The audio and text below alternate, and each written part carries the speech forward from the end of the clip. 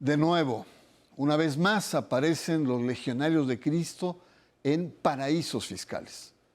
Los Pandora Papers revelan las operaciones vía offshore, es decir, redes complejas de empresas que se establecen en paraísos fiscales para diferentes fines, para evadir impuestos, ocultar o lavar dinero y activos. No son ilegales, pero crean muchas sospechas. ¿Cuáles son las revelaciones sobre los legionarios? ¿Son operaciones ilícitas? Los legionarios, sus negocios, según Pandora Papers. Aquí, en Sacro y Profano.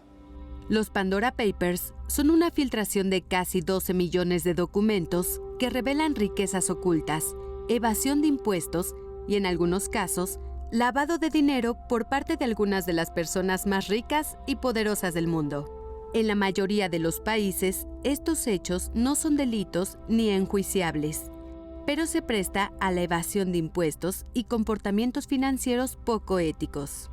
La filtración de Pandora Papers devela, entre muchos otros, el imperio financiero construido por una de las congregaciones religiosas más poderosas como son los Legionarios de Cristo. Ante los escándalos de su fundador, Marcial Maciel, el Papa Benedicto XVI nombró en 2010 a Velasio de Paolis encargado de gobernar los destinos de la Legión. Según la investigación, liderada por el Consorcio Internacional de Periodistas de Investigación, que involucró a 600 periodistas de 150 medios, los líderes de la orden montaron sigilosamente una compleja estructura financiera para ocultar sus recursos financieros al Vaticano. El personaje clave es el legionario Luis Garza Medina, vinculado al Grupo Monterrey. A pesar de que la orden ha negado realizar operaciones ilícitas, no es la primera vez que los Legionarios de Cristo se involucran en oscuras operaciones en paraísos fiscales. La asociación ha sido señalada también por los Paradise y Panama Papers, que revelaron las estructuras offshore implementadas por Marcial Maciel y sus allegados desde los 90 en los paraísos fiscales de Bermudas, en las Islas Vírgenes Británicas y en Panamá. Muy buenas noches, bienvenidos a Sacro y Profano. Diferentes especialistas, entre ellos Jason Berry, calcularon la fortuna de los legionarios en más de 25,000 millones de euros antes de la muerte de su fundador, Marcial Maciel, y antes de que el Vaticano interviniera la orden en 2010 frente a los escándalos.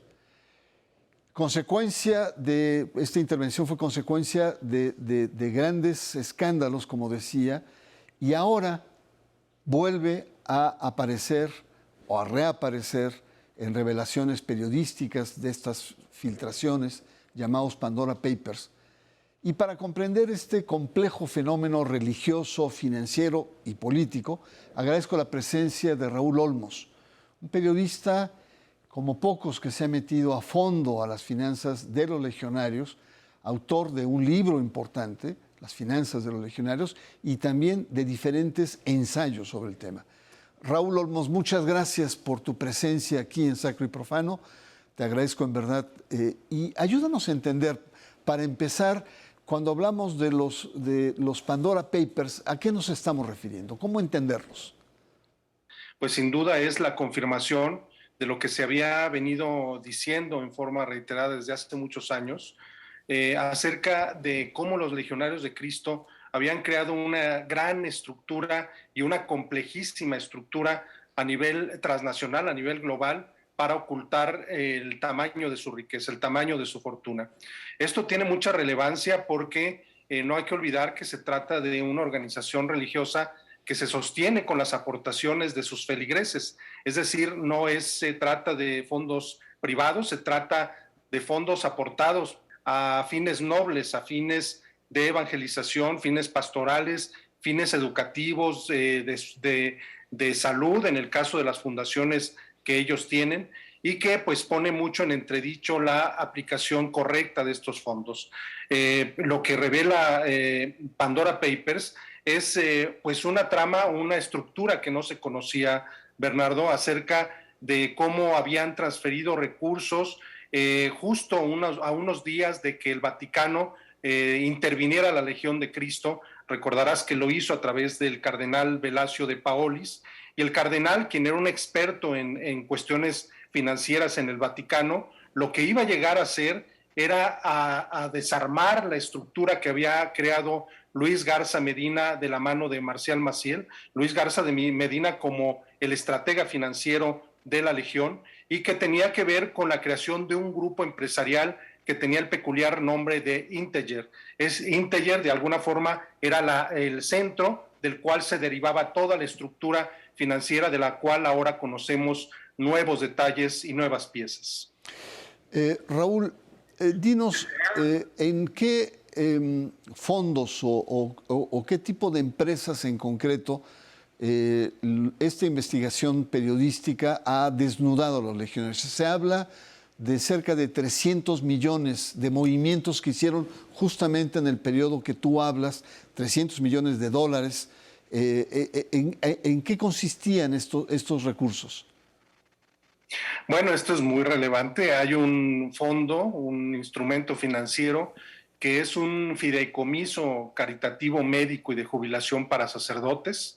Esto, visto a la distancia, pues pareciera algo noble, algo correcto, ¿no? Sin embargo, hay que alertar en este punto. Está visto y documentado en anteriores investigaciones que estos fondos de jubilaciones para sacerdotes y para consagradas y consagrados, pues tuvo derivaciones y desviaciones muy notables de fondos hacia, digamos, inversiones que nada tenían que ver con la religión católica, ¿no? Como inversiones en su momento en fondos de caridad como este que se descubrió en Nueva Zelanda para fines de compra de acciones en empresas de armas, de pornografía, en empresas, digamos, que cuestionaban mucho la moral, que ponen en entredicho, pues, la aplicación de la moral cristiana, ¿no?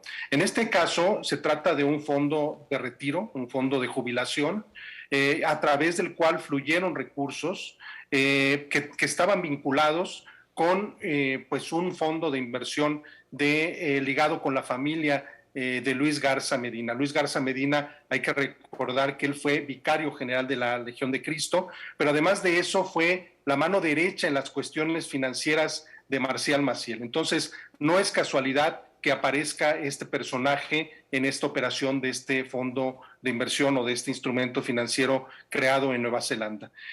Otros personajes que aparecen en esta trama que muestra pues la cercanía con la Legión de Cristo son Marcelo Benítez Salvo y Armando Vadillo Rodríguez. Ambos eran, digamos, los que administraban los fondos de inversión Pro Altus y Stella Maris, que eran de alguna forma los que asesoraban en la cuestión financiera a esta serie de transacciones realizadas por los legionarios en el año 2010. Ambos personajes fueron pieza clave en la estructura creada por Garza Medina, y de hecho ellos fueron pieza clave en este consorcio que yo te hacía referencia hace unos momentos, el grupo Integer, porque ambos fueron directivos de esta agrupación o de este consorcio empresarial.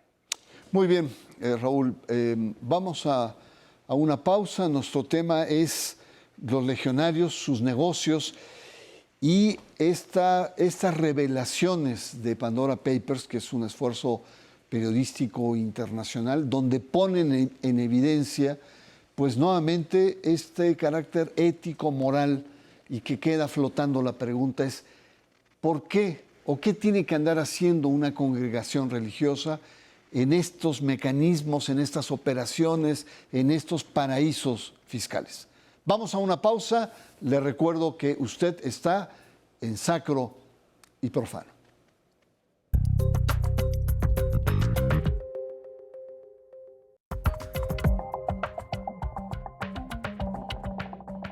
Los legionarios, sus negocios, según Pandora Papers. Estas revelaciones que nos muestran una presencia de dineros poco sacros en espacio poco sacros, o diríamos profanos, demasiado profanos. Raúl, nos has explicado un poco esta presencia opaca, oscura, no propia de una congregación religiosa, y ellos salieron a defenderse. Ellos se defendieron y dijeron, no hay ninguna transacción ilegal, todo es legal, y los fondos de Luis Garza Medina, pues son de un legionario, pero él tiene sus fondos, él es de una familia muy rica, él es del grupo de Monterrey, de los Garza Sada, heredero, etcétera, y por lo tanto no tiene nada que ver con nosotros. ¿Qué te parece esta defensa que han hecho los propios legionarios, que por cierto ha sido cuestionada ya por el país? Bueno, efectivamente hay un par de instrumentos financieros que están a nombre de la familia Garza Medina, propiamente del sacerdote Luis Garza Medina y de dos de sus hermanos, pero lo peculiar es que esas dos estructuras creadas en Nueva Zelanda en el año 2011, pues de alguna forma inyectaron millones de dólares a esta organización que sí está ligada con los legionarios, la creada en Nueva Zelanda, que era un fideicomiso caritativo médico y de jubilación para sacerdotes legionarios. Entonces, ese vínculo es innegable, ¿no? Y eso es parte de los documentos, de las pruebas que ha aportado Pandora Papers, porque no se trata simplemente de la filtración de nombres, se trata de la filtración de millones de documentos que permiten ir reconstruyendo cómo se dio la trama financiera desde la creación propia del instrumento financiero, de la entidad en Nueva Zelanda, digamos, los agentes inversores que también tenían que ver con gente de los legionarios, y cómo ese dinero fue transitando a través de distintos países, de distintos bancos en distintas naciones. Es decir, los documentos permitían seguirle o han permitido a los periodistas seguirle la ruta al dinero, de manera que se puede llegar a una conclusión de que pues hay una injerencia directa de parte de esta organización, esta entidad financiera creada por los legionarios de Cristo en Nueva Zelanda. Nueva Zelanda, considerado pues para fines prácticos una especie de paraíso fiscal, porque ahí se garantiza la secrecía de quiénes son los beneficiarios finales de los fideicomisos, y pues está demostrado que pese a que aseguran que el dinero inyectado en esos fideicomisos pertenecía a la familia Garza Medina, pues los beneficios que generaban las inversiones iban a parar a ese fondo de pensiones establecido en Nueva Zelanda, que está ligado con los legionarios. Es decir, hay un vínculo, una conexión directa. No, y además, Raúl, tú lo registraste en tus investigaciones, en tu libro. Estas operaciones aparecen desde los años 80 en la vida de los legionarios, los 90, con esta empresa que crearon. Aparecen en otras filtraciones parecidas a la actual, en Paradise Papers, por ejemplo, o en Panama Papers de hace unos años, en donde emerge el nombre de José Antonio Fernández Roselón, un personaje también muy ligado al Regnum Christi y al cardenal Norberto Rivera. Fue su vocero durante 7 años, es decir, es imposible negar estos vínculos. Ahora, a mí me gustaría, a manera como de conclusión, en este bloque, los legionarios, ¿qué hacen? Ocultan el dinero, lo opacan, lo invierten en otros lados, ¿no? Lo blanquean. ¿Por qué una congregación tiene que tener sus recursos en estos diferentes instrumentos, digamos, hoy cuestionados? Bueno, esa es una gran pregunta que sin duda las autoridades tendrían que entrar a indagar, porque esto es un asunto, insisto, transnacional, ha venido operando en distintos países. No hay que olvidar que la presencia de los legionarios se extiende a por lo menos 18 países a través de sus fundaciones, colegios y asociaciones y empresas, sumaría yo, ¿no? Entonces, la cantidad de recursos que generan, Bernardo, no hay que olvidar que es multimillonario. Se estima que los fondos que generan, los ingresos, superan al menos el doble del presupuesto anual del Vaticano cada año. Entonces, si eso lo multiplicamos a lo largo del tiempo, pues estamos hablando de cantidades gigantescas.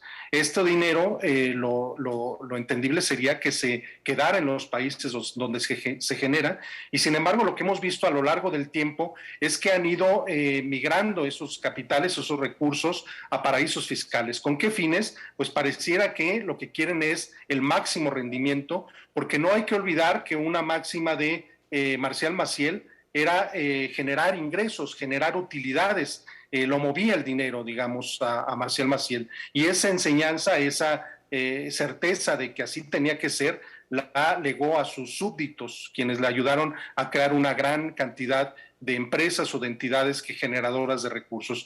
Nada más para acotar, para subrayar, no hay que olvidar que ellos tenían presencia desde el año 1984 en paraísos fiscales como Panamá, donde el propio Marcial Maciel acudió personalmente a crear un ramillete de empresas en aquel año, y luego de ahí se extendieron a la isla Jersey en el Canal de la Mancha, a Delaware, que es el paraíso fiscal de Estados Unidos, a Suiza, donde incluso administraron un castillo, a Luxemburgo, donde tenían un fondo de inversión multimillonario que además dirigía a Luis Garza Medina, en Holanda, en las Islas Vírgenes, y ahora vemos en Nueva Zelanda. Entonces, lo que estamos viendo es el alcance de la trama financiera que ha venido tejiendo los Legionarios de Cristo desde hace ya décadas, y que ahora, pues poco a poco, ha ido brotando con revelaciones periodísticas de esta naturaleza como Pandora Papers.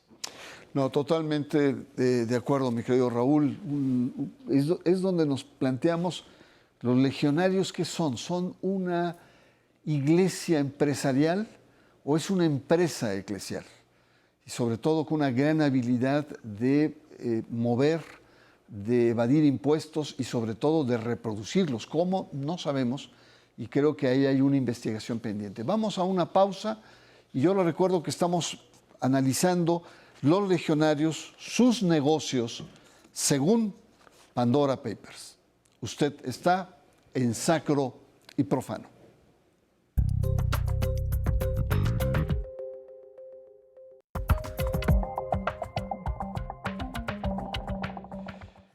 Regresamos, estamos analizando los recursos, las operaciones poco claras que han tenido los legionarios y los constantes ventaneos por parte de la prensa a través de estas filtraciones que han tenido diferentes nombres. Hoy es evidentemente el nombre de Pandora Papers. El contraste, Raúl Olmos, en tus investigaciones, mientras el Papa en Roma habla de no a la corrupción, de a la claridad, el rol de la Iglesia en la misión, y tienes acá una congregación que de manera, digamos, paralela, debajo de la mesa, de manera subterránea, hace manejos poco claros de los recursos, financieros espectaculares, importantes para una congregación, incluso para la Iglesia. ¿Tú crees que el Vaticano tendría que volver otra vez a intervenir, como lo hizo en 2010, a los legionarios, de volver e insistir en poner orden ético en las finanzas de los legionarios? Sí, sin duda, porque lo que estamos atestiguando con esta revelación de Pandora Papers es que los legionarios se burlaron del Vaticano. Cuando el cardenal Velasco de Paolis tomó o intervino la Legión de Cristo, una de las primeras conclusiones que sacó, y ese es un informe que entregó al Papa Benedicto XVI, fue que era necesario desmantelar la estructura financiera creada con el nombre Integer.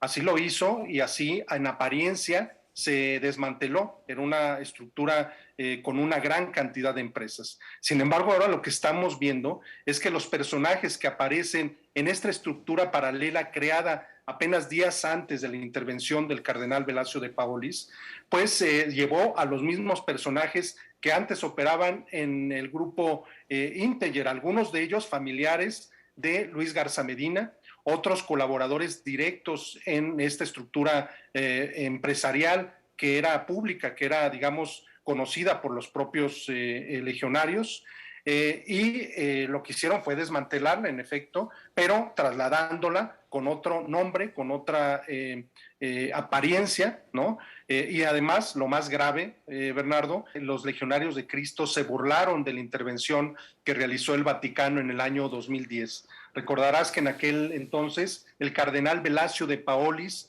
llegó a la Legión de Cristo a intervenir la Legión, a desarmar, digamos, la estructura empresarial que había creado Marcial Maciel y que había afianzado Luis Garza Medina. Esta estructura financiera que era pública, que era conocida, que la comunidad legionaria identificaba y que era el grupo Integer, pues llegó Velasio de Paolis y en una primera revisión que realizó de esta estructura y en un informe que presentó a Benedicto XVI, llegó a la conclusión de que esta estructura era una estructura opaca que ocultaba la forma de operar, que tenía, digamos, muchas aristas cuestionables acerca de pues, el correcto funcionamiento o el correcto manejo de esos recursos generados. Y entonces ordenó que se desmantelara esa estructura.